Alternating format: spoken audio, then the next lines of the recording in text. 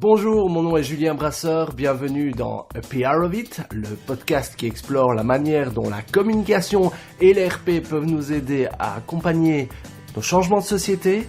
Bienvenue dans A PR of It, j'espère que vous serez a part of it. Avec ce 6e épisode, j'entame une série sur ce qui m'obsède quelque peu ces derniers temps, la mesure de l'impact des actions de communication. Parmi les outils de mesure de l'opinion, de la confiance, de la réputation des marques, il m'a semblé qu'interroger un spécialiste des études d'opinion était une bonne option. Outre un peu de communication politique, mon invité Marc Dumoulin a toujours fait de l'opinion publique son terrain de jeu, que ce soit en études de marché ou en sondage d'opinion. Depuis 25 ans, il dirige Dedicated, un institut de sondage indépendant dont les études sont régulièrement citées dans les médias. Avec lui, j'entame une réflexion sur la mesure de l'impact des actions de communication et de relations publiques. Si l'on repart du principe que la réputation des marques est le domaine d'intervention des RP, il me semble normal de m'intéresser à un expert de la question. Ma première question a été volontairement très large. Comment mesurer la réputation d'une marque ou d'une organisation ? Alors c'est très simple, de plus en plus simple malheureusement, puisque les sondages par Internet qui sont des sondages d'un coût très abordable, c'est-à-dire qui créent relativement peu de chiffre d'affaires en vente, ces sondages par Internet se généralisent et sont réalisables dans des délais très courts sur des échantillons très importants, 1000, 2000, 3000 personnes, à des coûts modérés. Donc il devient facile de mesurer l'image d'une société ou d'une institution avant une opération et après une opération, ou pendant, pour voir comment des événements altèrent son image. Comme un parti politique au pouvoir peut se poser la question de savoir si sa position envers les migrants, les réfugiés est une position qui est valorisée par l'opinion ou pas. Ça peut se faire pendant aussi. Donc simplement en administrant des questionnaires à large échelle, donc des gros échantillons représentatifs par Internet. Est-ce que tu as des critères spécifiques pour évaluer justement cette réputation dans les questionnaires que tu poses? Est-ce que tu as certains indices qui te permettent d'identifier l'opinion favorable ou la réputation d'une marque? Alors il y a toujours les indicateurs classiques qui sont la notoriété, je la connais, la notoriété spontanée, la notoriété assistée, l'attractivité. Est-ce que cette marque, cette institution, cette ONG m'attire? Est-ce que j'aurais envie, par exemple, de lui faire de la donation? La pénétration, est-ce que j'ai déjà eu un contact avec cette société-organisation? J'ai déjà acheté un de ses produits, j'ai déjà fait un don, voilà. Et la satisfaction de ces contacts, plus deux indicateurs classiques qui sont la fidélité, si c'était à refaire, est-ce que vous le referiez, et la recommandation, est-ce que vous recommanderiez cette institution, cette boîte à une ou des connaissances, et l'avez-vous déjà fait? Ça, ce sont des questions, on va dire, ce sont des key indicators, donc, sur lesquels on dispose de beaucoup de références, de benchmarks, pour pouvoir dire, voilà, à tel moment, c'est plutôt bon, c'est pas bon. Le rapport entre votre notoriété et votre attractivité est déceptif. Beaucoup de gens vous connaissent et peu ont envie de vous acheter, ou au contraire, vous devriez être plus connu parce que dès qu'on vous connaît, on a envie de vous acheter. Donc des gens qui gagnent à être connus. Donc on a comme ça toute une série d'indicateurs qui peuvent être remis en relation, et puis on pose alors des questions qui sont spécifiques à chaque annonceur sur la connaissance que le public a de ses activités, les qualités qu'on lui reconnaît, les spécificités qu'on lui reconnaît par rapport à ses concurrents, les défauts, aspects améliorables. On travaille dans un premier temps de manière très spontanée, on laisse les gens s'exprimer avec leurs propres mots. Y compris en ligne? Oui, il y a moyen. Il ne faut pas abuser des questions ouvertes, comme on dit, c'est-à-dire que les personnes doivent compléter elles-mêmes au clavier. Mais c'est tout à fait jouable. On peut en utiliser 3-4 par questionnaire en mentionnant bien. Alors on a des petites formules toutes faites. Ceci sera une des seules questions. On va vous demander de rédiger par vous-même vos réponses. Donc appliquez-vous bien, ne vous inquiétez pas de l'orthographe. Et donc ça on peut obtenir. Mais après on revient systématiquement avec des échelles d'évaluation. On demande d'évaluer l'entreprise, l'institution sur une quinzaine de critères qui sont l'innovation, la confiance, La proximité, c'est proche de moi, me touche, voilà. Est-ce que, moi, la raison pour laquelle je t'ai fait venir, c'est parce que je me dis, mais tiens, voilà, je m'intéresse beaucoup à la mesure de l'impact des actions de relations presse. Il y a des agences de communication qui font appel à tes services pour évaluer l'impact de leurs actions, et en général, comment ça fonctionne? C'est vraiment très très régulier, hein. Donc ce sont des demandes que nous avons plusieurs fois par mois. Alors c'est pas toujours spécifiquement pour mesurer l'impact d'une action, mais c'est un besoin d'information qui surgit en général de la collaboration de l'annonceur et de l'agence, pour se dire, tiens, au fond, où est-ce qu'on en est là, point de vue image. Alors, quand c'est très bien organisé, on dit on va le faire avant de commencer une grosse campagne, et puis on va refaire la même chose après pour voir en quoi la campagne aura alimenté les opinions et les comportements. Mais parfois, c'est moins calé dans le temps, et ça vient, tiens, il y a un besoin. Si on faisait un point d'image, et on en refera un plus tard, mais pas spécialement alors avant ou après une opération de communication. Lorsque j'entends Marc évoquer le cas de certaines marques jugées positivement mais souffrant d'un déficit de notoriété, cela fait d'emblée résonner le mot opportunité à mes oreilles. Je lui ai donc posé la question de savoir comment agences et instituts de sondage pouvaient collaborer pour un meilleur service aux clients. La première manière, c'est que l'agence que tu es puisse induire ou concrétiser chez le client le besoin de devoir mesurer, pouvoir cadrer un petit peu les choses. Souvent, ce sont des agences qui commencent, qui initient chez le client l'idée, on va une fois s'arrêter, on va voir où on en est maintenant un petit peu, ou ça peut être des sujets, je dirais pas par exemple précisément le sujet parce que j'indiquerai directement l'agence qui s'en occupait, mais admettons un élément qui participe de l'alimentation quotidienne et qui n'a pas toujours une très très bonne image. Une association de producteurs de cet aliment veut faire une campagne pour expliquer qu'il peut y avoir certains aliments qui sont durables, respectueux de l'environnement, et donc mettre en exergue cet aliment-là. Voilà. Avant de lancer la campagne, il est bien de faire le point sur, au fond, comment est-ce que les gens perçoivent, par exemple, qui intervient dans la fabrication de certains chocolats, pour te donner, voilà, tu vois ce que je veux dire. Oui. Pour savoir sous quel angle il faut attaquer. Hein. Peut-être que les gens ne connaissent absolument pas du tout cet aliment, ce condiment, qu'ils s'en foutent complètement. Au contraire, ils ont déjà une image qui est absolument très puissante, ou qu'ils font bien la part des choses. Il y a les bons, il y a les mauvais, ce sont des éléments à savoir. Donc je reviens à ce que je disais, c'est l'agence qui souvent induit chez le client la nécessité de faire une étude. Alors à ce moment-là, nous, on n'a certainement pas un rôle de conseil. Donc on va faire une étude, on va poser les questions le mieux qu'on peut, en des termes très compréhensibles. Si on aborde des sujets plus techniques, souvent dans le domaine de la santé, on travaille pas mal. Donc faire en sorte que les questions soient bien posées, soient bien comprises par les personnes interrogées, puis on restitue une information à l'annonceur et l'agence. Et on essaye en général de ne pas prendre la place de l'agence. Moi, je suis quelqu'un, ma société fait de l'étude de marché et du sondage d'opinion.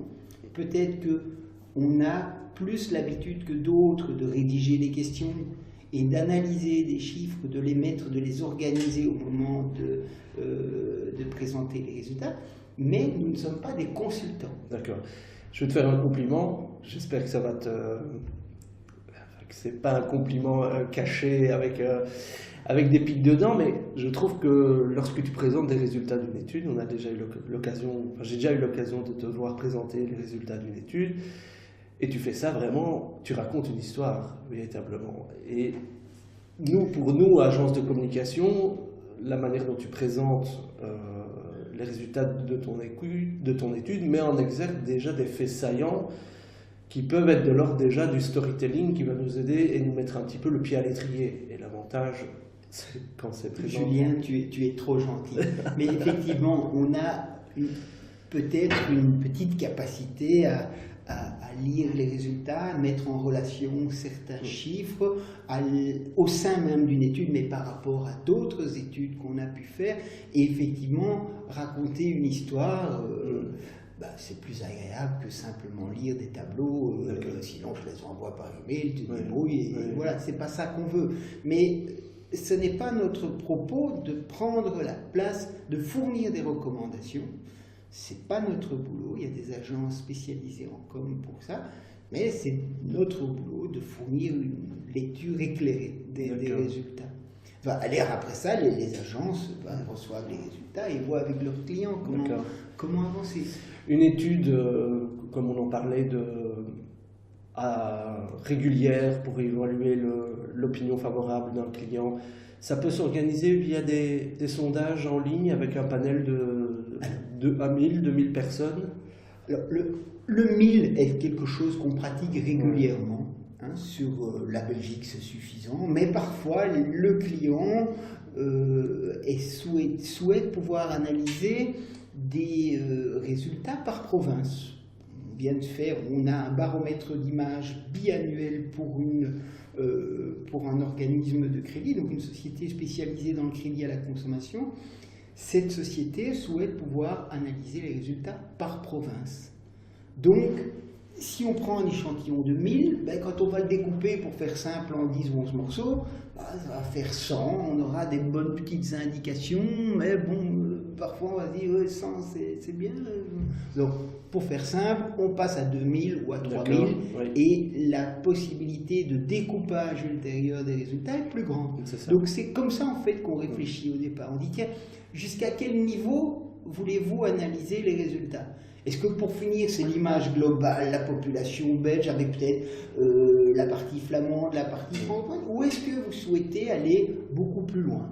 MSF va souhaiter analyser donateurs à MSF, donateurs à d'autres ONG, non donateurs. Même chose pour Amnesty International, pour prendre des exemples d'ONG sur lesquels on a des baromètres d'images. Donc, pour faire simple, un 1000, c'est suffisant. D'accord. Et un 1000 2 fois par an, ça coûte combien ? Et un 1000, c'est pas toujours 2 fois par an. C'est pas toujours 2 fois par an, parce que les choses ne bougent pas si vite. Non, si on souhaite mesurer l'impact d'une campagne, est-ce que les gens ont mémorisé quelque chose ? Qu'est-ce qu'ils ont compris ? Est-ce qu'il y a eu un call to action ? Là, c'est intéressant de le faire ponctuellement, 15 jours, 3 semaines après la fin de la campagne. Mais s'il s'agit de mesurer l'évolution de l'image d'une marque, d'une institution, d'une ONG, une mesure annuelle est suffisante, voire même dans certains cas biannuelle. Alors je ne fouille pas ta question, un échantillon de 1000 personnes, eh bien, depuis la conception d'un questionnaire jusqu'à la remise des résultats, pour un questionnaire qui va comporter entre 30 et 40 questions. Ce qui est beaucoup. C'est déjà beaucoup. Ça suppose une enquête qui va mettre entre 12 et 13 minutes pour être complétée, peut-être plus pour les gens qui rédigent beaucoup de réponses. Eh bien, on va être de l'ordre de 8 000 €. D'accord. Je dis 8 000 € parce qu'il y a des cas où on va à 6 000, il y a des cas où on va à 10 000. D'accord. Si on ne met pas de critères particuliers, si c'est la population générale. Maintenant, j'ai fait récemment une étude pour prendre un exemple très simple, pour une firme comme Tom & Co. Là, il ne voulait interroger que des propriétaires de chiens ou de chats. Alors, il se fait qu'il y en a beaucoup, mais pour atteindre mes 1000, je dois partir de plus haut, puisqu'il y a une partie de gens qui, lorsque je les consulterai, vont dire j'ai pas de chien ou chat. Donc, ce sont des gens dont je ne sais rien faire comme ça. Donc, selon qu'on met un zoom plus ou moins fort sur une population spécifique, on augmente les coûts. Simplement les coûts de recrutement. Une fois qu'on a ces personnes en ligne, qu'elles soient propriétaires de chiens, d'un chat ou pas, ils remplissent de la même manière. Et donc, voilà, le zoom, pour prendre une image simple, coûte cher. Alors parfois, le zoom est impossible. J'ai encore eu une demande la semaine passée d'un bureau étranger qui voulait faire une étude sur des gens qui travaillent à la Commission européenne entre 25 et 35 ans et qui ont l'intention de visiter tel pays dans le monde. Tu superposes des critères, tu as une lasagne de critères qui fait que c'est injouable. D'accord. Il vaut mieux aller les chercher alors dans les cafés à proximité des institutions européennes le vendredi. Non, le vendredi soir, je rentrer chez eux, le jeudi soir. Est-ce que l'impact de la presse aujourd'hui est encore important sur l'opinion? Je veux dire, ça dépend fort des domaines. Ça dépend fort des domaines. Pour faire très simple, c'est idiot ce que je dis, mais il y a des domaines où les gens, pour finir, ne sont pas très compétents. Hein? Si on prend la politique, par exemple, les gens ne sont pas très compétents dans l'ensemble. Je prends un exemple, tu demandes qui est ministre président du gouvernement wallon ou du gouvernement bruxellois, par exemple. Tu n'as pas 20% des gens qui peuvent le dire. Ah ouais, okay. Te donner une idée. Ouais. Te donner une idée. Donc, il y a des domaines dans lesquels les gens sont plutôt en observation, ils reçoivent de l'info, et c'est nouveau souvent pour eux. Alors, ça les intéresse pas. Il y a beaucoup de gens qui ne s'intéressent pas à la politique, par exemple.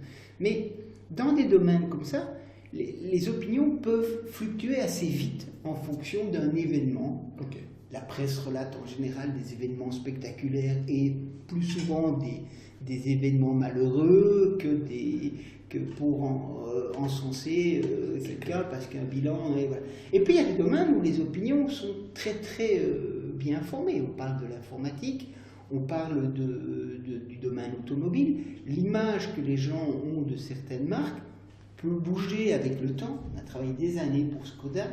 Et j'ai vu sur 15 ans l'image de Skoda passer d'une image où les anciennes Felicia et tout, les boucles de spa quand on était gamin, donc des voitures comparées à des Warburg même, souviens-toi, difficile à prononcer, jusqu'à l'image maintenant qui est une image aussi puissante que celle de VW et en témoigne les vents. Donc, ça met du temps, ça peut se faire, mais d'un an à l'autre, ça bouge pour finir très très peu.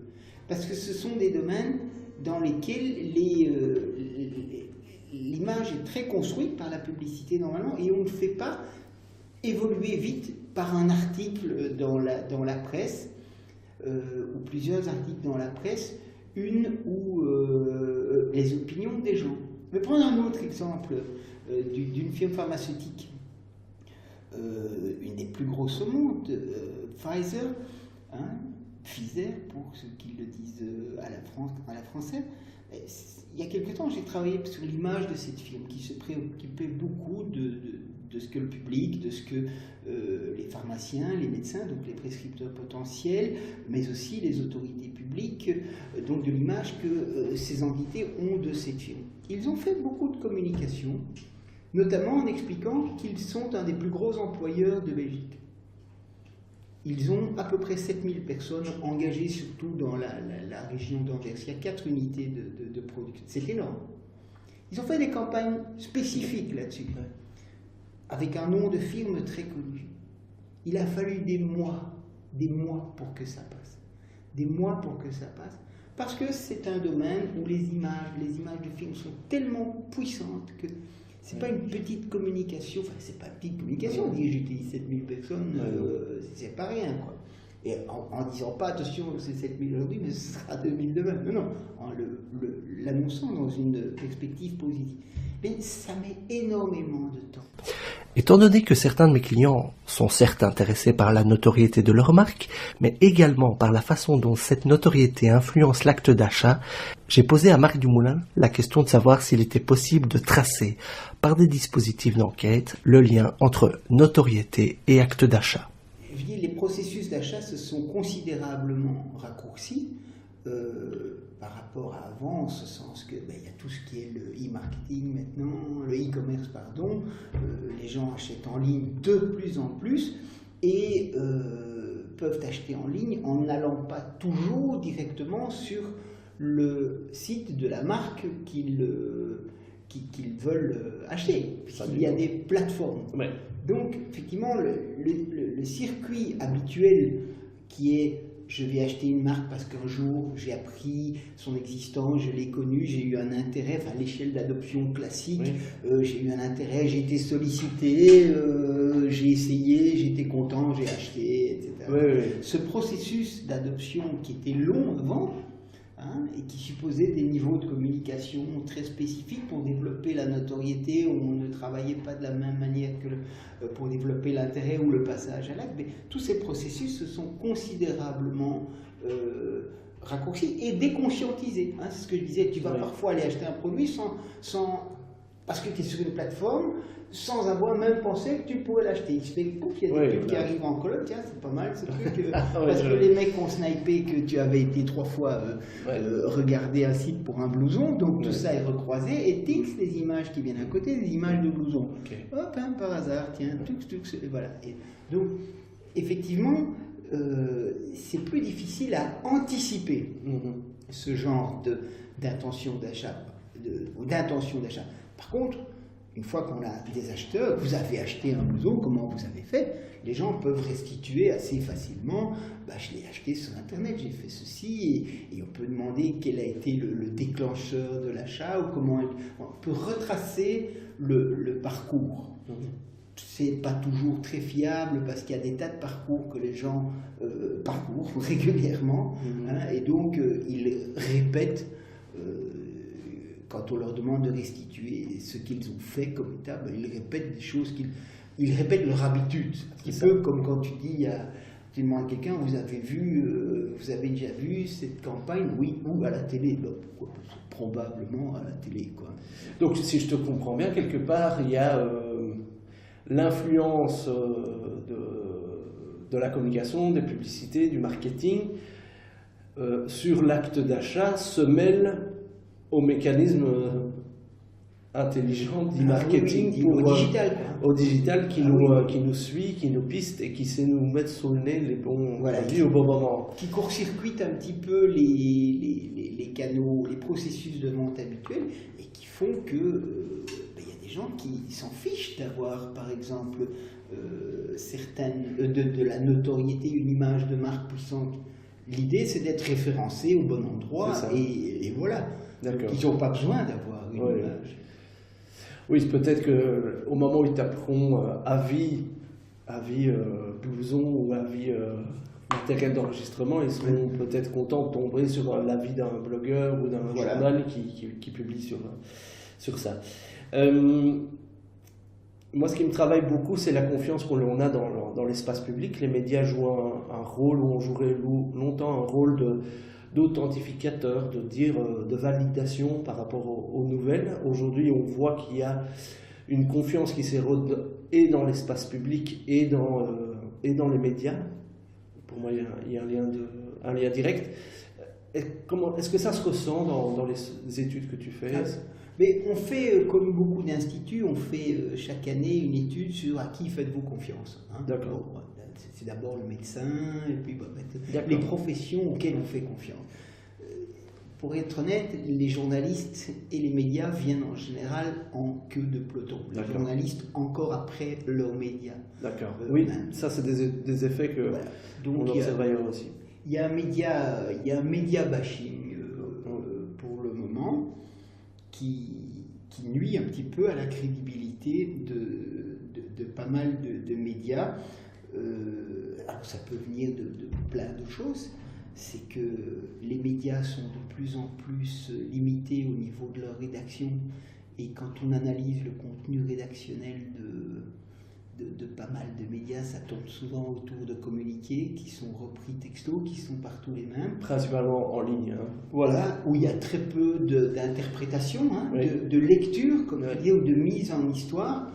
Il y a des supports qui gardent une crédibilité plus forte parce que justement on rajoute davantage d'interprétation, d'analyse, de multiplication des angles d'analyse sur une même thématique via des cartes blanches, des éditos, etc. Mais c'est quelque chose qui certainement dans la partie francophone s'est érodé. Du côté flamand, les éditorialistes continuent à garder, il y en a moins qu'avant, mais la lecture que les grands éditorialistes font de l'actualité, d'un événement, d'un procès, puisqu'on y est, a beaucoup plus de poids dans l'opinion publique flamande. Donc il y a un petit peu cette uniformisation du contenu rédactionnel qui laisse penser aux gens qu'on retrouve à peu près la même chose partout. Et donc que pour s'en démarquer, certains vont y aller trop franco et ça va devenir, on n'est pas encore au tabloïd anglais, mais on est dans l'exagération. Et là, le public, on est dans l'ère des fake news. C'est pas nécessairement faux, mais les gens disent il faut pouvoir faire la part du vrai, du faux. Ils font ça pour faire vendre. On intègre quasi les logiques commerciales des magazines, quoi. Ouais. Ils le font parce que ça fait vendre. Ils le font parce que... Donc, voilà, ça, ce sont des éléments qui participent un petit peu à l'érosion de l'image, de la confiance dans les grands. Par contre, par 2 fois, tu as mis en avant le fait que plutôt que les médias comme catégorie, c'est les journalistes et même voire les éditorialistes, les individus qui peuvent être... On fait peut-être plus aujourd'hui confiance à des individus qu'à des organisations, y compris des médias.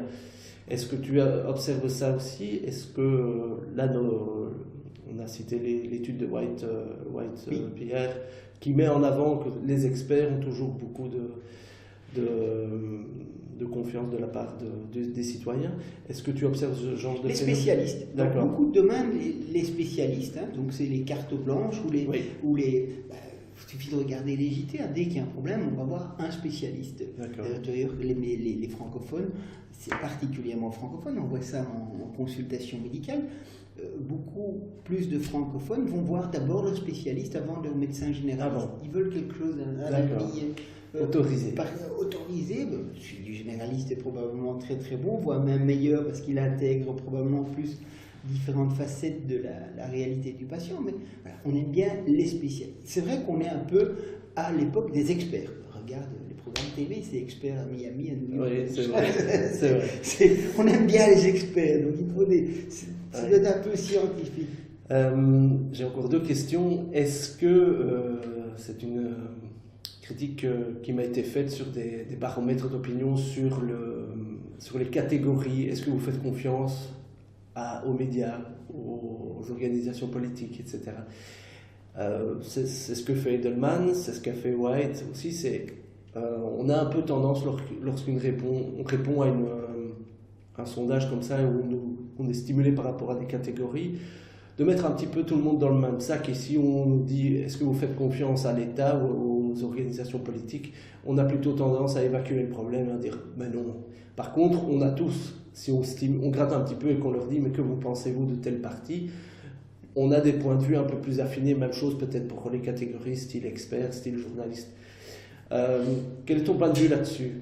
Alors, je pense qu'effectivement, on voit quand on pose des questions comme ça, tu proposes 10 sources ou 20 sources d'informations différentes, tu dis, est-ce que vous avez tout à fait confiance, plutôt confiance? Ça fait en général des résultats qui sont assez linéaires. Il y a peu de différences. Alors, une manière de le faire déjà, c'est de demander aux gens de classer les 3 premiers, ceux qui inspirent le plus confiance. Tu es obligé de discriminer, est-ce que tu dois faire des choix, puis tu as dit le premier, le deuxième, le troisième. Et si tu veux t'amuser, tu tires les résultats dans l'autre sens. En qui est-ce que vous avez alors vraiment le moins confiance, puis après. Mais au-delà de ça, il y a le problème de la catégorie. Je veux dire, on parlait des médias tout à l'heure, si on prend même les médias papier, il y a de tout là-dedans. Donc quand tu demandes à quelqu'un si vous avez confiance dans les médias papier, je vais te dire peut-être que j'ai fort confiance dans ce que je lis là ou là, mais pas du tout confiance dans ce que je vais lire dans celui-là. Je ne veux pas te forcer à te mettre mal avec certains. Voilà, mais donc, qu'est-ce que tu vas dire? Est-ce que tu as confiance dans les médias papier? À partir du moment où j'ai très confiance en certains, pas confiance en d'autres, je vais te donner, ça dépend, plus ou moins. Tu vois, et ça va faire une bête réponse molle. Hein, c'est parce que c'est ça. Voilà, c'est parce qu'on juge la catégorie qui est trop globale, quoi. Est-ce qu'il faut faire confiance aux instituts de sondage? Moi je pense que oui. J'en suis convaincu. Maintenant, il faut qu'on apporte vraiment un soin énorme à la rédaction des questionnaires. Dans les sondages, pour résumer, il y a 2 types de biais ou d'erreurs possibles. Il y a l'erreur d'échantillonnage méthodologique. Tu interroges 1000 personnes, 5000 ou 500, etc. Et la représentativité de cet échantillon n'est pas parfaite. Tu as un peu trop de jeunes, un peu trop de flamands, un peu trop de... Tu as un décalage. Ça, c'est le biais méthodologique. Une part de l'erreur. La deuxième possibilité d'erreur, de biais, c'est le biais de questionnement. C'est tu poses une question que les gens ne comprennent pas. Eh bien, le biais de questionnement est beaucoup plus important dans la définition de l'erreur totale, dans le calcul de l'erreur totale, que le biais méthodologique. C'est ça. Beaucoup plus. Donc, je pense qu'il faut, je dis toujours qu'il faut reconstruire les questionnaires dans les études d'image selon les étapes du processus d'adoption. Donc, on commence une étude d'image, puisqu'on parlait de ça, par des questions simples. D'abord, est-ce que vous connaissez? Qu'est-ce que vous connaissez? Puis on mesure la connaissance. Tiens, vous savez que Julien existe, mais qu'est-ce que vous savez de Julien? C'est quoi son métier? Il fait quoi? Puis, je vais aller dans les évaluations. Donc, une chronologie de questions qui est très, très itérative, et pas 3-4 questions. Moi, je vois souvent des gens qui disent « Ouais, vous pouvez me donner un prix pour un sondage, j'ai 3 questions. » D'accord. Mais non. On remet en contexte les gens. On va vous parler de voiture, on va parler de sandwich, on va parler de lunettes. Et donc, un processus d'interrogation qui est itératif, des modalités de réponse proposées qui sont fines. Et ça, là, je crois qu'on peut arriver à beaucoup de choses. Je vois des mauvais sondages, je vois des sondages qui veulent influencer les résultats. Je me souviens, le cas le plus spectaculaire, c'était une association de défense des animaux, dont le rôle est tout à fait logique, mais qui, il y a quelques années, posait la question, est-ce que vous êtes d'accord? C'était une campagne pour détruire l'image du foie gras et du foie de canard. C'était, est-ce que vous êtes d'accord que pour le simple fait du plaisir de la table, on torture pendant des mois des animaux? Bon, il y a quand même 17% des gens qui disaient oui. Bon, c'est une question qui est mal posée. C'est une question qui comporte en elle-même des termes, des notions avec lesquels tu ne peux pas être d'accord, quel que soit le sujet, que ce soit un canard ou un poulet ou une vache, ou voilà, tu ne peux pas le faire, et qui comporte une information qui peut ne pas être juste. Oui, c'est ça. On torture pendant des mois, d'abord on gaffe, je ne suis pas producteur de foie gras, mais on nourrit d'une certaine manière qui correspond à une manière de ces animaux de s'alimenter avant leur migration, et ça ne dure pas des mois, ça dure 15 jours à 3 semaines maximum. Bon, soit. Mais voilà, ce que je veux dire, c'est pour prendre l'exemple typique de questions mal posées qui amènent beaucoup de gens à se dire ouais, mais enfin, est-ce qu'on peut faire confiance au sondage, etc. Oui, c'est ça. Et c'est parce que la question a été mal posée. D'accord, c'est ça. Moi, on dit parfois dans RP, quand tu ne sais pas quoi dire sur ton client, soit tu fais des awards, soit tu organises un sondage. Donc, pour que ce sondage ait de la valeur, il y a toute une série de prescrits, et je pense que plus que jamais, peut-être nous, comme vous, on doit mettre en avant ces critères méthodologiques et être transparent par rapport à la méthode et le type de questions qui ont été... moi, d'ailleurs, j'ai été confronté à ça. Je voulais très clairement proposer à la presse les résultats bruts pour que le client, pour qu'il puisse lui-même se faire une opinion de la méthodologie, etc. Jamais donné à la presse un rapport complet, parce qu'il va toujours prendre dans le rapport complet les résultats. C'est possible, c'est possible. Non, je dis ça pour rire, mais c'est... mais on est aujourd'hui, tu vois, on est aujourd'hui dans l'ère de la transparence à un certain niveau. Voilà, on parle de confiance à instaurer, et dans l'espace public, dans les médias, dans les opinions sondages, dans les agences RP, et pour ça, il faut parfois montrer patte blanche. Je me souviens de t'avoir entendu à la radio suite aux résultats des élections aux États-Unis. Tu as été challengé sur le fait de est-ce que voilà, les résultats sont trompés, est-ce que les sondages d'opinion sont trompés, est-ce qu'il y a lieu de les abandonner, de les reconsidérer. Je t'avoue que je ne me souviens plus de quelle était la question. Non, qui ne s'était pas trompé du tout. Oui. Et qui ne s'était pas trompé du tout. Les tendances avaient été... D'ailleurs, c'était le mode de calcul, on ne va pas revenir sur le sujet. En termes de voix exprimées, Trump a fait les 3% de plus qu'on lui attribuait. Mais le mode de calcul de réattribution des grands électeurs a fait qu'on a sous-estimé cette attribution. Voilà. Mais c'était un problème technique. Mais d'un point de vue binaire, quand tu prenais, il faisait 2000 Américains, ils sondaient plus les États où ils considéraient que ça valait plus la peine ils sondaient ce qu'on appelait les swing states, c'est-à-dire ceux où ça pouvait encore balancer. Donc ils enlevaient les États où ils se disaient là c'est bétonné pour Clinton souvent.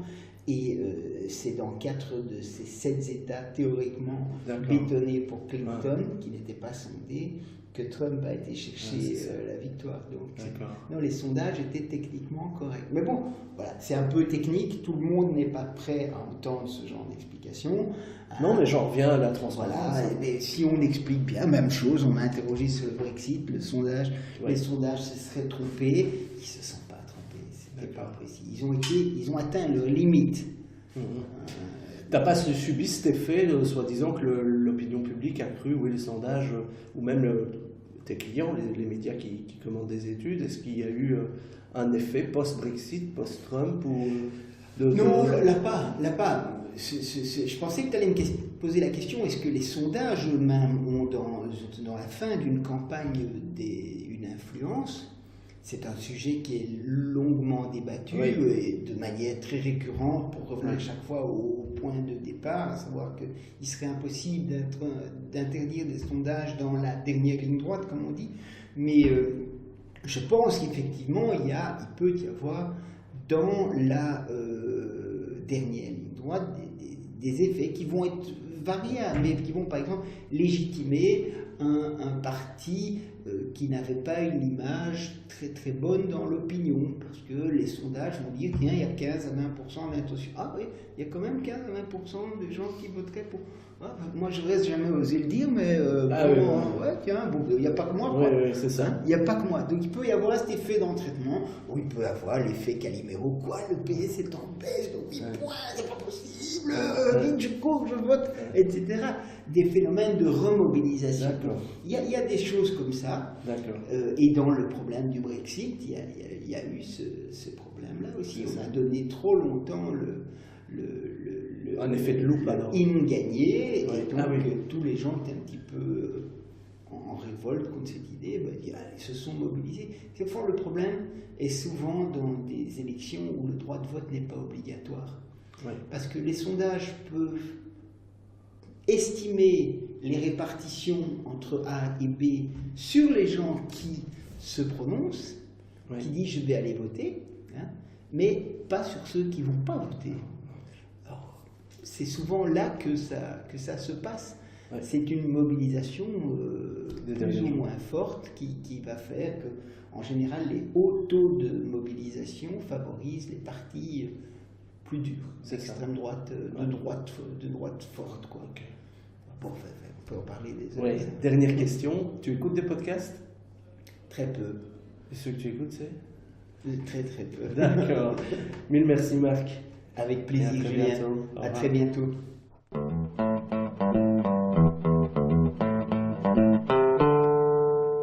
Je dis parfois en boutade que si une marque n'a rien à dire, elle a 2 options. Organiser une remise d'award, de prix, ou organiser un sondage pour en publier les résultats. Entre parenthèses, une marque a toujours quelque chose à raconter. Il suffit de creuser un peu, mais on s'égare.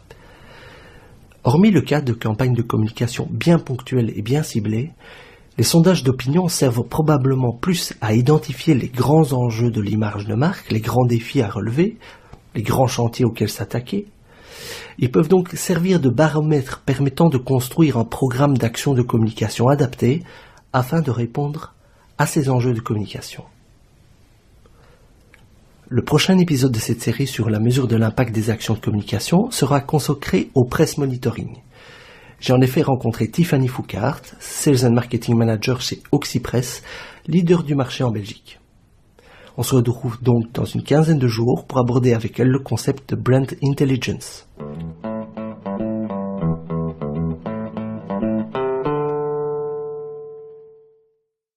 Merci d'écouter Happy Horowitz. Laissez-moi vos commentaires via facebook.com/Happy Horowitz podcast ou via Twitter @Happy Horowitz _podcast. Pour m'encourager, allez dire à iTunes combien vous aimez ce podcast avec 5 étoiles de préférence. Merci et à très bientôt.